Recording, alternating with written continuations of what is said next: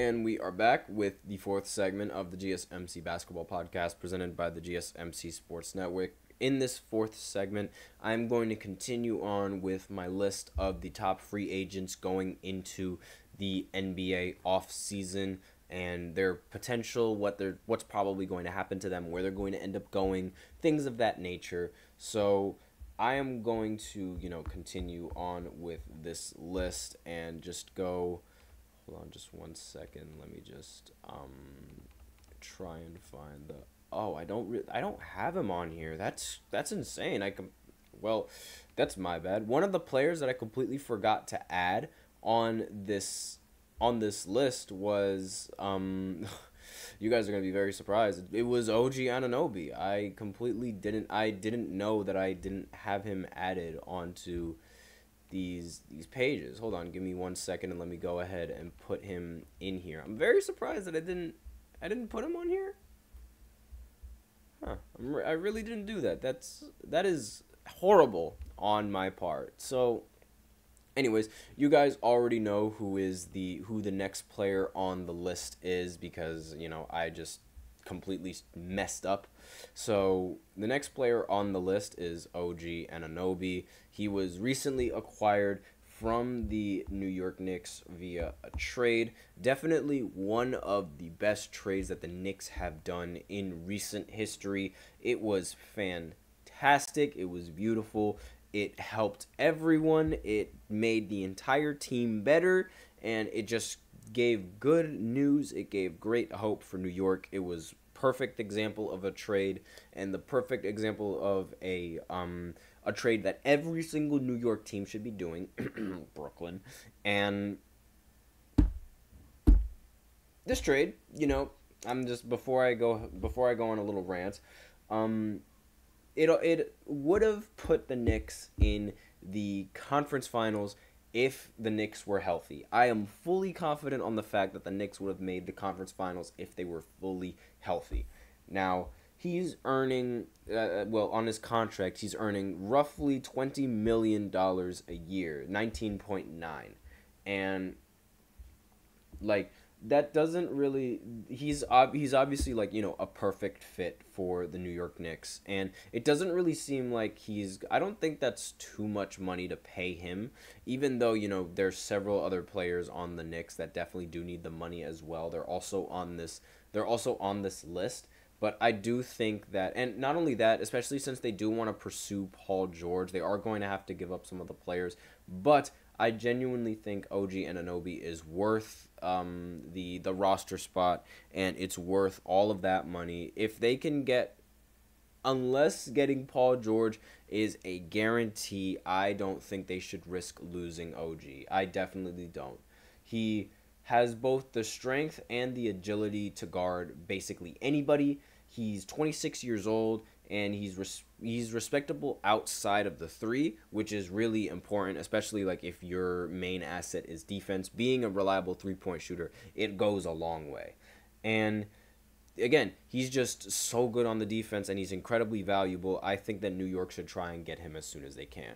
Now, next player on this list is James Harden.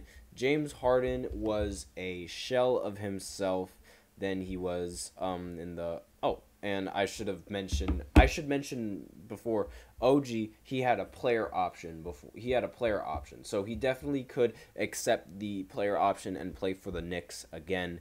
And going into the next season, which I really do think is going to be the move for the Knicks.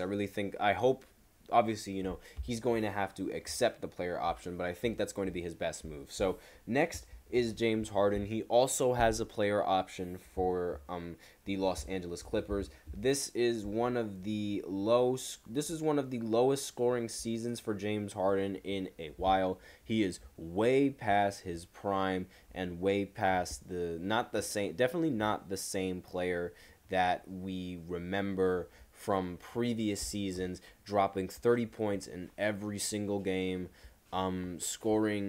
dropping triple doubles in every other game, and shooting his step back threes, hitting his step back threes, all of that. Just being the reliable point guard and the shooting guard that he actually was. And this is, despite that, however, this is the first season in the NBA in his entire career where he ended up elevating his play in the postseason as opposed to his play, like compared to his play in the regular season. He shot better from the field in the playoffs. He shot better from 3 in the playoffs as well, and he also ended up scoring more points in the playoffs as well. That is the only thing that's saving him, because one of the biggest stipulations around Harden is the fact that he is one of the worst playoff performers in NBA history. I'm going to go into that segment in another podcast, probably a podcast tomorrow, where I talk about James Harden and how now he is the new leader for the most games played in the postseason without winning a championship. And I'll talk a little bit about that and why it's like his playoff performance has just always been bad. But he has a player option. I wouldn't be surprised if the Clippers take it, especially seeing as like, but the big problem is that he might decline it if Paul George doesn't go back to the Clippers. So because James Harden is at that point in his career where he really wants a championship and he wants to win it now. And if he feels that the team isn't good enough to win a championship, he's gone. He's been traded several times recently in the previous years, and the only times where he was happy with the situation he was in was when he was competing for a championship. So that's that. Now, the next player on this list is Emmanuel Quickley, and he was traded to the New York Knicks, and he's making $4.2 million right now, but his averages are really good for someone who's making only $4.2 million. 17 points, 43% from the field, 39% from 3, and 85% from the free throw line. And the only problem is that his turnovers were kind of bad when he moved over to Toronto. But aside from that, he's been a really good piece for the team. He is going to be a restricted free agent for the Raptors, so I'm pretty sure he's just going to re-sign with them. No big deal. Next player I do want to get into a little bit more is DeMar DeRozan. He is, playing for the Chicago Bulls. He averaged 24 points, 33% from the three-point line, 48% from the field, and 85% from the free throw. I said three-point line with 33%, by the way. And DeMar, he mentioned openness to re-sign with the Bulls, but it's tough to really, imagine the 34-year-old returning to Chicago with so many questions surrounding the fact that the Bulls just aren't really a competing team. For the entire time that DeMar has been on the Chicago Bulls, they've been nothing but mediocre. And part of that might have to do with the fact that Zach LaVine keeps getting injured. Part of that might just have to, and the other part might just have to do with the fact that the rest of the players just aren't that good. But DeMar is not really, he has not been the same kind of popular player that he was in Canada with Toronto. And he wasn't, the same, I don't know what it is. It's just he's mid. Everything about him is just mediocre. And there's, I don't think he should resign. I think he's wasting his time over there. I feel like he should go to a completely different team. His play style is very, very odd and very weird, in my opinion, for this era, because relying on mid-range shots and not being able to hit that efficiently from the three-point line while being a shooting guard is not that ideal. Now, he's gotten better, but, how much is better? Not a lot. So that's all I have, for DeMar, and, I really feel like he should join a completely different team. Now, next player on this list, who I regret is an unrestricted free agent, is Claxton. Now, he's going to be an unrestricted free agent. He's one of my favorite players on the team. He averaged 11 points, 9 rebounds, shot 62% from the field, wasn't a really good free throw shooter, wasn't a really good three-point shooter, but he was a great rebounder, great defender, and, a reliable scorer when you needed him to operate the pick and rolls. It worked out great. Maybe if Cam Thomas wasn't such a ball hog, he'd be able to get more touches. But that's beside the point. Speaking of Cam Thomas, it seemed that Claxton and Cam, they didn't really like click the same way in terms of basketball like visuals. There was a time when Claxton really wanted Cam Thomas to throw him a lob since he was wide open in the paint, but Cam Thomas ended up shooting the three. He ended up making the three, but Claxton was upset, which I don't really understand. If you miss the shot, yes, you can be upset. If you make the shot, I don't feel like you should be upset because you're essentially scoring more points hitting that shot than you were if you were to actually pass the ball, which puts your team in a better position to win. So I don't really agree with the fact that Claxton was, crying at that, but he's 6'11". He is a very valuable center. Now he's not really that buff, but he is relatively lanky for a center, and for his wingspan is really good and it's really long. So I really don't want him to leave the Nets, but I really do feel like that he's not going to try and stay with Brooklyn, given the situation that Brooklyn is under right now, and given the state of where the franchise is. I don't think he's going to want to be a part of this.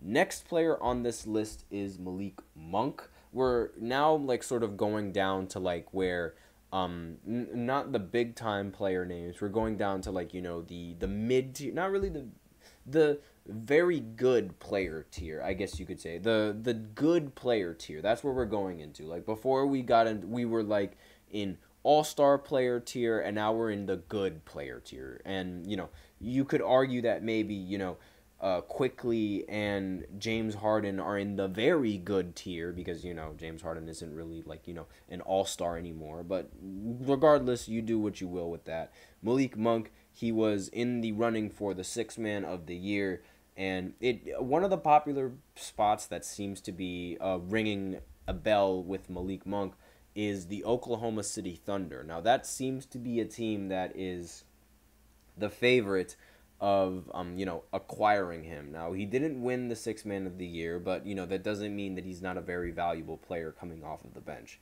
He's making $9.9 million this year. He averaged 19 points, 44% from the field, 35% from three, and 5 assists. Again, he was mainly, supposed to be the scorer off the bench. And being such a young player, he's 26 years old, I really feel like he would also be able to mesh relatively well with the other players on the OKC roster. So with that, we are out of time for this fourth segment. So now we will go ahead and we will continue with the fourth segment after this short break, and we will continue talking about the rest of the free agents that are, or the top free agents that are going into the NBA, going into NBA summer and NBA's free agency. And we rattled off 9 players, so now we will go ahead and rattle off a few more players in the final segment. So I will be right back after this break. Be sure to stay tuned.